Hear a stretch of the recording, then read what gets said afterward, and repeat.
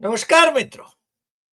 આજે સીધું ને સટમાં આપણે લોકસભામાં વાયનાડના લોકસભા સભ્ય પ્રિયંકા ગાંધી વાડ્રાએ પોતાનું પહેલું ભાષણ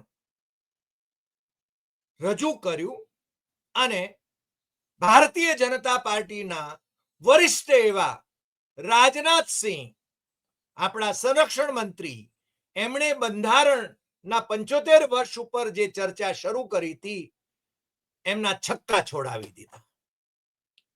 કારણ કે ભારતીય જનતા પાર્ટી કંઈ પણ વાત કરે ત્યારે કોંગ્રેસનો વિરોધ કરવો, કોંગ્રેસની ટીકા કરવી એ એમની ગળથૂથીમાં છે.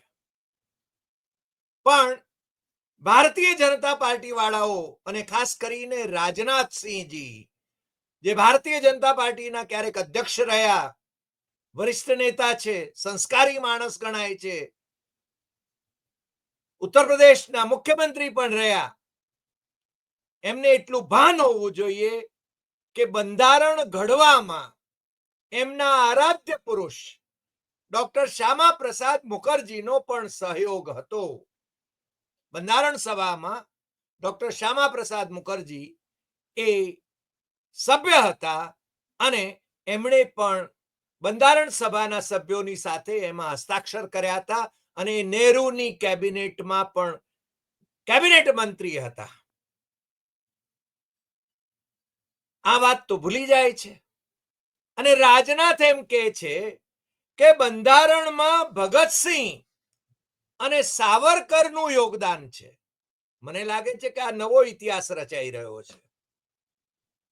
બંધારણ ઘડાયું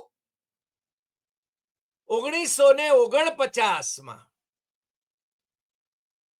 અને ડોક્ટર બાબા સાહેબ આંબેડકરે 25 નવેમ્બર 1949 ના રોજ એનો અંતિમ ડ્રાફ્ટ આપ્યો. લગભગ 3 વર્ષ સુધી બંધારણ સભાના તમામ સભ્યોએ પંડિત નહેરુ, સરદાર પટેલ, શ્યામા પ્રસાદ મુખર્જી, મૌલાના આઝાદ, કમા મુનશી અને કંઈક કેટલાક સભ્યોએ જે ચર્ચા કરી, મોકળા મને ચર્ચા કરી અને બંધારણનો અંતિમ મુસદ્દો એ ડોક્ટર બાબા સાહેબ આંબેડકરે બંધારણ સભાના એ વખતના અધ્યક્ષ અને આપણા પહેલા રાષ્ટ્રપતિ ડોક્ટર રાજેન્દ્ર પ્રસાદને અર્પણ કર્યો.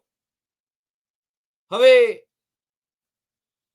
ભાઈશ્રી એ ભૂલી જાય છે કે સરદાર ભગતસિંહ, એમના યોગદાનને, યુવા શક્તિને, એમની પ્રેરણાને આપણે લાખ લાખ સલામ કરીએ, પરંતુ એમને તો 1931માં ફાંસીએ ચડાવી દેવામાં આવ્યા હતા અંગ્રેજોએ.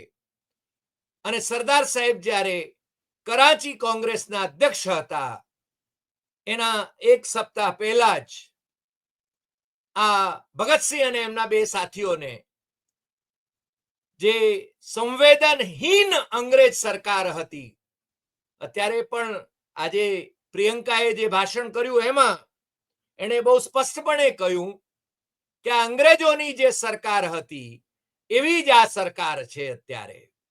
પણ એ વખતે ભગતસિંહ, એમણે માફી નહોતી માંગવી, એમણે કોઈ મર્સી પિટિશન નહોતી કરી, એમણે અંગ્રેજો સાથે કોઈ સમાધાન નહોતું કર્યું, અંગ્રેજોનું કોઈ પેન્શન નહોતું લીધું. અને 1931માં જે હસતા હસતા ફાંસીએ ચડ્યા, એ રાજનાથસિંહ એમનો ઇતિહાસ કેવો બદલી રહ્યા છે કે સંવિધાનમાં ભગતસિંહ અને સાવરકરનું યોગદાન, એમને સાવરકરને બચાવવા માટે સાવરકરનું યોગદાન. હવે સાવરકર ક્યાં હતા ભાઈ બંધારણ સભામાં?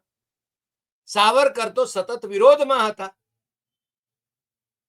અને સાવરકરના સાથી ડોક્ટર શ્યામા પ્રસાદ મુખર્જી એ હિન્દુ મહાસભામાંથી રાજીનામું આપીને નહેરુની કેબિનેટમાં જોડાયા હતા. આટલી વાત ભારતીય જનતા પાર્ટીના વરિષ્ઠ નેતાઓ ભૂલી જાય છે. પણ બહુ સ્પષ્ટપણે કહું તો વાયનાડની લોકસભાની સભ્ય પ્રિયંકા ગાંધી વાડ્રા એણે આજે લોકસભાને એકદમ ચમત્કારિક રીતે આમ કહીને કે અભિભૂત કરી દીધી એમ કહીએ તો ચાલે.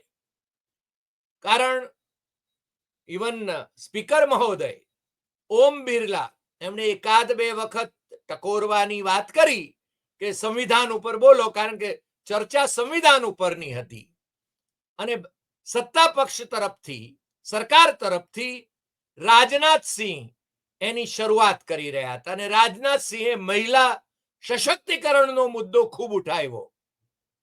પ્રિયંકા ગાંધીએ એમને ખોખરા કરી નાખ્યા કે ભાઈ મહિલા આરક્ષણ એને છે ને આટલા બધા વર્ષો પછી તમે અમલમાં લાવવાના છો એમ શું કામ કહો છો? અત્યારથી કેમ અમલમાં નથી લાવતા? એટલે મને લાગે છે કે રાજનાથના બધા જ મુદ્દાઓ એનો છે ને છેદ ઉડાડી દીધો પ્રિયંકા ગાંધીએ એના લોકસભામાં પહેલા ભાષણમાં. અને મને લાગે છે કે વ્યવધાન બહુ ઓછા જોવા મળ્યા સંસદમાં. કારણ કે જ્યારે જ્યારે અદાણીનું નામ આવે, જ્યારે જ્યારે અદાણીને બધા જાહેર ક્ષેત્રના એકમો પધરાવવામાં આવી રહ્યા છે, પ્રજાના પરસેવાના પૈસાથી તૈયાર થયેલા આ જાહેર ક્ષેત્રના એકમો એ અદાણીને, એકમાત્ર અદાણીને, એકને જ કેમ પધરાવવામાં આવી રહ્યા છે, એવા બધા પ્રશ્નો અદાણીનું નામ લઈને જ્યારે પ્રિયંકાએ પોતાના ભાષણમાં કહ્યું ત્યારે પણ સત્તા પક્ષ એનો પ્રતિકાર કરવા માટે કોઈ તૈયારીમાં હોય એવું લાગ્યું નહીં. અને પ્રિયંકાના આખા ભાષણ દરમિયાન વિરોધ પક્ષના નેતાઓ અને વિરોધ પક્ષના સભ્યો એ એકદમ ખુશી વ્યક્ત કરતા હતા, પાટલીઓ થપથપાવી રહ્યા હતા. એટલું જ નહીં, પણ તૃણમૂલ કોંગ્રેસના સાંસદ શત્રુઘ્ન સિંહાએ તો આ પ્રિયંકાના પહેલા ભાષણને શાનદાર અને સરાહનીય ગણાવ્યું. રાહુલ ગાંધી તો એને બિરદાવે સ્વાભાવિક છે, પણ રાહુલ ગાંધી વિપક્ષના નેતા, એમની પાછલી પાટલીએ બેઠેલા પ્રિયંકા ગાંધી, પાછલી એટલે 2-3-4 પાટલી પાછળ, કારણ કે પ્રિયંકા પહેલી વખત લોકસભામાં સભ્ય બનીને આવે છે, એટલે એમણે પોતાના સ્થાન ઉપરથી જે રીતે અસ્ખલિત રીતે એણે છે ને જે ભાષણ કર્યું અને માન્ય વડાપ્રધાન એ ગૃહમાં કેમ આવતા નથી, ગૃહમાં આવવામાંથી કેમ ભાગી રહ્યા છે, અને આજે માહોલ, ડરનો માહોલ જે પેદા કરવામાં આવી રહ્યો છે આખા દેશમાં, એ અંગ્રેજ રાજ જેવો માહોલ છે એવું પણ એણે કહ્યું. અને આ દેશની 142 કરોડની જનતાને નકારવામાં આવી રહી છે. ખેડૂતોની વાત એણે કરી, મહિલાઓની વાત કરી, મણિપુરની વાત કરી, એણે સંભલની વાત કરી, અને રાજનાથસિંહે જે કહ્યું મહિલા સશક્તિકરણની જે વાત કરી, તો એણે છે ને મણિપુરમાં જે મહિલાઓને નગ્ન કરીને પરેડ કરવામાં આવી, એમની જાતીય સતામણી કરવામાં આવી, એની વાત પણ એણે કરી અને યુપીના ઉદાહરણો પણ આપ્યા. અને બાકી સરકાર કઈ રીતે વર્તી રહી છે એના વિશે બહુ જ આક્રમક રીતે છતાં જરા પણ આક્રોશ બતાવ્યા વિના, ઉછાંચણાપણું બતાવ્યા વિના એણે છે ને એક પ્રવાહી રીતે એ ભાષણ કર્યું. અને હું તો તમને બધાને સલાહ આપીશ કે તમે એનું ભાષણ, આખું 38 મિનિટનું ભાષણ, એ તમે જરૂર યુટ્યુબ ઉપર જઈને સાંભળશો તો તમને લાગશે કે આ એક પરિપક્વ રાજનેતાનું ભાષણ છે. અને એણે જે મુદ્દાઓ એ ભારતીય જનતા પાર્ટીને ચૂભે એવા છે એ બધા મુદ્દાઓ પણ એણે રજૂ કર્યા. અને માનનીય અધ્યક્ષ ઓમ બિરલાએ એને રોકવાની પણ કોશિશ ન કરી, કારણ કે રાહુલ ગાંધી જેવું ને અદાણીનું નામ લે કે અંબાણીનું નામ લે તો એ કે ના ના ના ના, એ રેકોર્ડ ઉપર નહીં જાય, એ છે ને નહીં નહીં નહીં નહીં નહીં નહીં નહીં એમ કરવા માંડે છે. એટલે રાહુલે એનો બીજો માર્ગ કાઢ્યો હતો, A1 A2 કહીશ. પણ જ્યારે પ્રિયંકાએ આની વાત કરી, કે અદાણીની વાત કરી, અને એક જ વ્યક્તિને એને બહુ સ્પષ્ટપણે કહ્યું कि देश देख रहा है कि किस तरह एक व्यक्ति को बचाने के लिए देश की जनता को नकारा जा रहा है. सारे बिजनेस, सारे संसाधन, सारी दौलत, सारे मौके एक ही व्यक्ति को सौंपे जा रहे हैं. देश का बंदरगाह, पोर्ट, एयरपोर्ट, सड़कें, रेलवे, सरकारी कंपनियां सिर्फ एक ही व्यक्ति को दी जा रही है. जनता के मन में हमेशा विश्वास होता था कि अगर हमारे पास कुछ नहीं है तो संविधान हमारी सुरक्षा करेगा, लेकिन आज आम लोगों के बीच ये धारणा बनती चली जा रही है कि सरकार सिर्फ अदानी के मुनाफे के लिए चल रही है. एने खुल्लेआम अदाણીનું નામ લીધું અને એણે બંધારણની વાત જ્યારે કરી ત્યારે ये कहते कि संविधान में सामाजिक, आर्थिक और राजनीतिक न्याय का वादा है. ये वादा एक सुरक्षा कवच है जिसे तोड़ने का काम शुरू हो चुका है. आज सत्ता पक्ष बार बार संविधान इसलिए कह रहा है क्योंकि इस चुनाव में हारते हारते जीतने के बाद उन्हें पता चल गया कि देश की जनता ही संविधान को सुरक्षित रखेगी और संविधान बदलने की बात इस देश में नहीं चलेगी. મને લાગે છે કે પ્રિયંકા ગાંધી એ જે એને જાતિગત જનગણનાની વાત કરી, એણે છે ને એમ કહ્યું કે અમે જ્યારે જાતિગત જનગણનાની વાત કરીએ છીએ ત્યારે આ લોકો એટલે એણે એમ નહીં કહ્યું કે પ્રાઇમ મિનિસ્ટર, પણ આ લોકો મંગળસૂત્ર અને ભેંસની વાત કરે છે. તમને ખ્યાલ છે કે 2024ની લોકસભાની ચૂંટણીમાં આ બધી વાતો એ થઈ હતી. એટલે આજે પ્રિયંકાનું જે ભાષણ હતું એ બહુ જ પ્રભાવી ભાષણ રહ્યું એમ કહીએ તો ચાલે. ક્યારેક પ્રિયંકાએ કહ્યું હતું કે મેં દિખતી હું દાદી जैसी लेकिन हूं पिताजी जैसी. राहुल दिखता है पिताजी जैसा लेकिन है दादीजी जैसा. એટલે કે રાહુલ એની સ્ટ્રેટેજીસ એ એટલા માટે તમને ખ્યાલ છે કે રાહુલનો નરેન્દ્ર મોદીને આટલો બધો ડર લાગે છે અથવા બીજા નેતાઓને આટલો બધો ડર કેમ લાગે છે એ આપણે સમજી શકીએ છીએ. અને એ આગળ ઉપર પણ એણે જે મોહબ્બત કી દુકાનની વાત કરી કે નફરતની સામે मोहब्बत की दुकान एनी पण बात करी. जहां भाईचारा और अपनापन होता था वहां घृणा और शप के बीज बोए जा रहे हैं.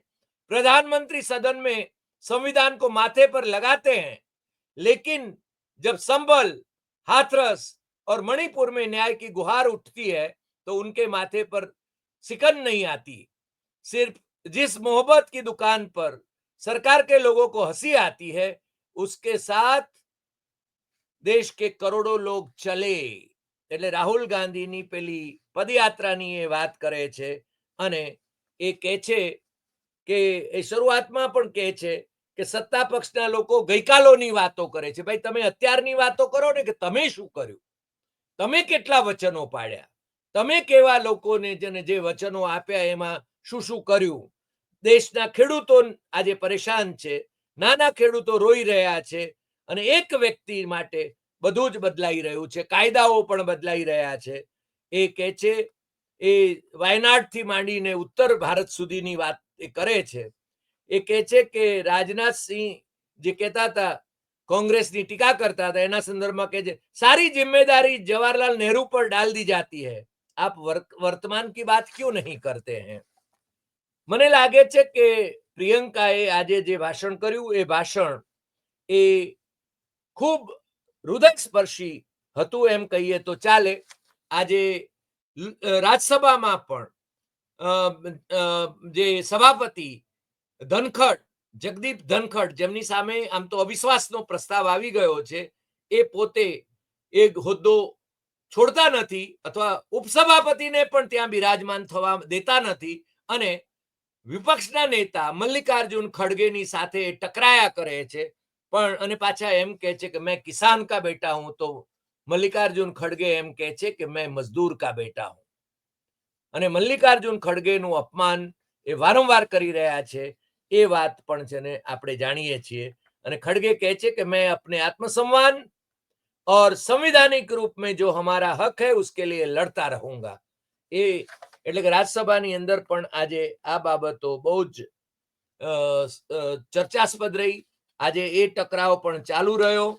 પ્રિયંકા ગાંધીનું ભાષણ આમ તો 38 મિનિટનું હતું અને એના વિશે ખરેખર તો આખું ભાષણ મને એમ થાય છે કે મારે વાંચવું જોઈએ, પણ તમે બધા પ્રિયંકાનું ભાષણ યુટ્યુબ ઉપર જરૂર જોશો એવું મને લાગે છે.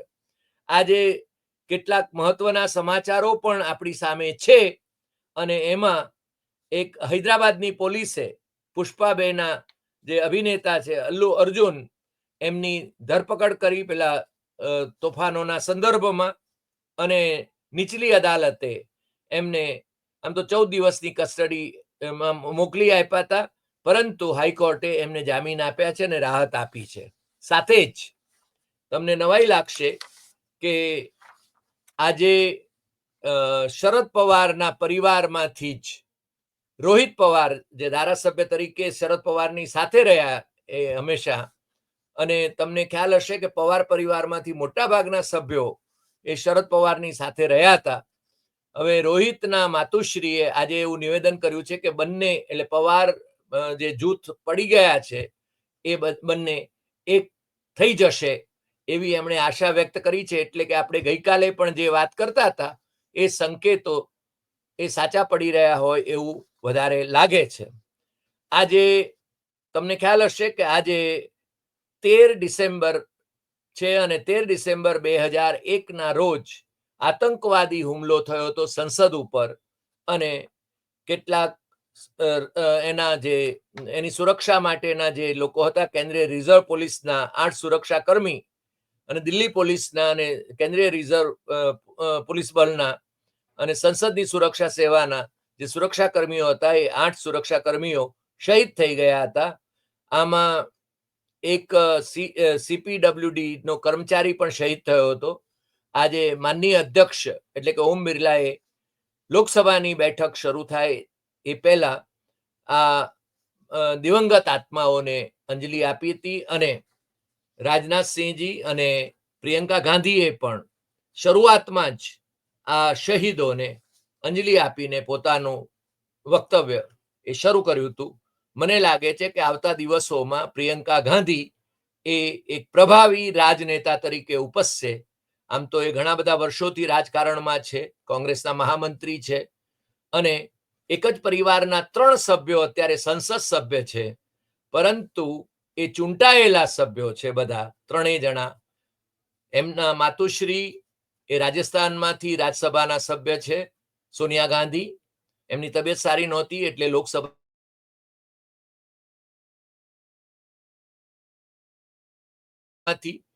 અને વાયનાડની બેઠક એમણે છોડી, પણ એમણે વચન આપ્યું હતું કે મારી બહેન પ્રિયંકા ગાંધી એ અહીંયાથી ચૂંટણી લડશે અને વાયનાડના લોકોને માટે 2 સંસદ સભ્યો કામ કરતા રહેશે. એટલે કે હું તો છું જ અને હું અનઓફિશિયલ છું, અને ઓફિશિયલી એ પ્રિયંકા એ તમારું પ્રતિનિધિત્વ કરશે એવું એમણે વચન આપ્યું હતું. મોડે પણ જ્યારે આ પેટા ચૂંટણી જાહેર થઈ ત્યારે પ્રિયંકા ગાંધી ત્યાંથી થમ્પિંગ મેજોરિટી સાથે ચૂંટાયા, એટલે એ પણ હવે લોકસભામાં પ્રવેશ્યા છે. 15 દિવસ જ થયા છે હજુ તો, પરંતુ આજની એમની જે આ સ્પીચ હતી, પહેલી સ્પીચ હતી, પ્રથમ ભાષણ હતું લોકસભાની અંદર, એ ભાષણે બધાને ખૂબ મંત્રમુગ્ધ કરી દીધા એમ કહીએ તો ચાલે.